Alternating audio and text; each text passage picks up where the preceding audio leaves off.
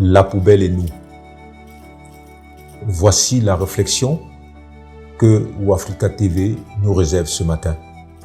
L'idée étant d'établir notre responsabilité personnelle dans notre rapport à la poubelle, dans notre vie en cohabitation avec la poubelle. Il est question d'évaluer la relation que nous avons avec elle pour voir les dommages qu'elle peut nous causer sous notre fait. Et pour bien y arriver, il est important que nous commencions par définir ce que nous entendons par la poubelle.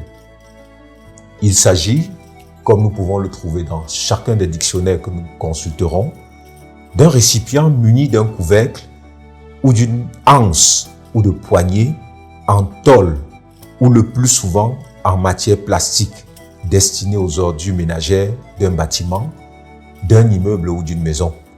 C'est parfois des boîtes, des caisses, des seaux avec couvercle dans lesquels nous réservons tous les déchets que nous produisons. Et en le disant, il est important que nous remarquions que, avec l'évolution de la consommation, nous consommons davantage et du coup nous générons de plus en plus de poubelles. En d'autres termes, plus nous consommons, plus nous avons des choses à rejeter. Et la question aujourd'hui est celle de savoir où est-ce que nous rejetons toutes ces choses alors que nous partageons le même environnement avec ce que nous consommons et ce que nous rejetons. Nous allons évaluer, comme nous l'avons dit au départ, notre rapport avec la poubelle.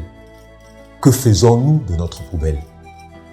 Remarquons tout de suite que, très souvent, nous faisons un effort considérable pour nettoyer nos maisons. Nous faisons un effort considérable pour nettoyer nos espaces de vie, notre chambre, nos toilettes, nos espaces communs à l'intérieur de la maison. Mais la vraie question est celle de savoir que faisons-nous des espaces communs que nous partageons. Quelquefois, dans un immeuble où habitent plusieurs personnes, on trouve posés dans des escaliers, dans des espaces communs, des sacs à poubelle parfois qui ne sont pas fermés et qui quelquefois restent là pendant plusieurs heures. Et ceux qui partagent cet espace commun ne sont pas très loin de ces déchets et parfois ils peuvent être nauséabonds, ils peuvent parfois même gâcher psychologiquement la conscience de ces personnes qui passent pour aller faire un investissement en termes de travail, pour aller pour leur journée de travail. Et en plus, on peut compter les problèmes de santé que cela peut causer. Voyez, poser un espace d'ordure dans un espace commun, nous l'avons appris à l'école, les moustiques y puisent leurs ressources. Les eaux stagnantes que nous versons et que nous n'évacuons pas nécessairement sont ces souches ou génèrent des moustiques qui nous donnent le paludisme et bien d'autres maladies. Mais remarquons également que le paludisme, c'est le plus grand tueur en Afrique. Nous parlons de sida, de Covid, mais jusqu'ici, la science nous montre que le paludisme est le plus grand tueur. Et la question reste, que faisons-nous de nos espaces communs? Comment est-ce que nous gérons les ordures? Quelle est la relation que nous avons avec les ordures que nous générons de nos cuisines, de nos travaux, de tout ce que nous faisons au quotidien? Il ne nous est peut-être pas arrivé d'imaginer que si nous avions nettoyé nos espaces communs, que ce soit dans les couloirs des immeubles, que ce soit dans nos cours, que ce soit sur nos routes, ou alors dans nos marchés, nous aurons certainement réduit de manière considérable le paludisme. En plus, il va falloir, quand nous gérons nos ordures, essayer de voir comment est-ce que nous les organisons. Rappelons que l'idée, c'est bien d'évaluer notre propre responsabilité en tant que personne dans notre rapport aux déchets. Nous savons qu'il existe la responsabilité des États, mais pour nous, il n'est pas question, avant la responsabilité des États, il y a d'abord notre propre responsabilité parce que c'est nous qui produisons ces déchets-là. Notons dans la classification des déchets que nos déchets auraient dû être classés en catégories. Est-ce que nous en avons conscience? Est-ce que nous savons que nous devons avoir des poubelles de plastique, nous devons avoir des poubelles de métal, nous devons avoir des poubelles de verre, nous devons avoir des poubelles de papier ou de carton, nous devons avoir une poubelle pour des ordures ménagères et que bien même nous devons avoir une poubelle pour des déchets électroniques. En les séparant ainsi, il est sûr que nous permettrons à ceux qui récupèrent les déchets pour aller les traiter de nous fabriquer soit du compost, soit le recyclage du plastique ou du verre, et on aurait beaucoup de métiers qui se construiraient autour de ces concepts-là. N'oublions pas la question des inondations. Quand il pleut ou bien quand l'eau coule, l'eau trouverait son chemin pour circuler.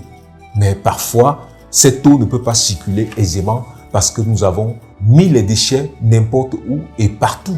Et finalement, ce qui se passe, c'est que cette eau ne va pas trouver sa voie pour passer et les déchets vont être un obstacle pour cette eau qui va finalement être un problème réel pour la circulation des eaux et nous aurons des inondations dans nos quartiers. Dans un livre publié par Michel Simekamdem et Touna Mama sous leur direction et préfacé par Georges Kourade aux éditions L'Harmattan Cameroun à la page 139, l'auteur Amadou Oumarou, qui publie un titre « La prévention des inondations à Niamey, une entrée pour une analyse de la gouvernance urbaine », cite un entretien qu'il a eu. Les habitants de ce quartier agissent comme bon leur semble. Chacun déverse les ordures dans la rue sans se soucier de leurs conséquences. En dehors des odeurs nauséabondes qu'elles dégagent, ces ordures sont à la fois la cause de multiplication des moustiques dans le quartier et aussi source de blocage des eaux de ruissellement pendant la saison des pluies. Et la mairie observe impuissante toutes ces attitudes qui exposent les habitants de ce quartier à tous les risques. Fin de citation. C'est ainsi que nous nous exposons aux maladies, nous exposons nos villes à tout ce qui peut nous empêcher d'avoir un équilibre individuel et personnel qui nous permettrait de conquérir des espaces, d'aller faire l'école, d'aller faire nos marchés, d'aller faire nos travaux en toute quiétude. Comme nous l'avons dit au début, nous n'évacuons pas la responsabilité de nos États, mais nous pensons que si, en amont, chaque individu, chaque producteur de déchets avait mieux traité ces déchets, il aurait été possible que les États les traitent avec plus de facilité. Notons en fin de compte que la question des déchets devrait constituer un champ de recherche important pour nos étudiants en sociologie, en psychologie et pourquoi pas en philosophie. Nous avons très peu d'auteurs qui traitent de la question et il est important qu'on s'y penche parce que les déchets constituent pour nous et pour notre environnement un véritable problème pour notre épanouissement et pour notre bien-être.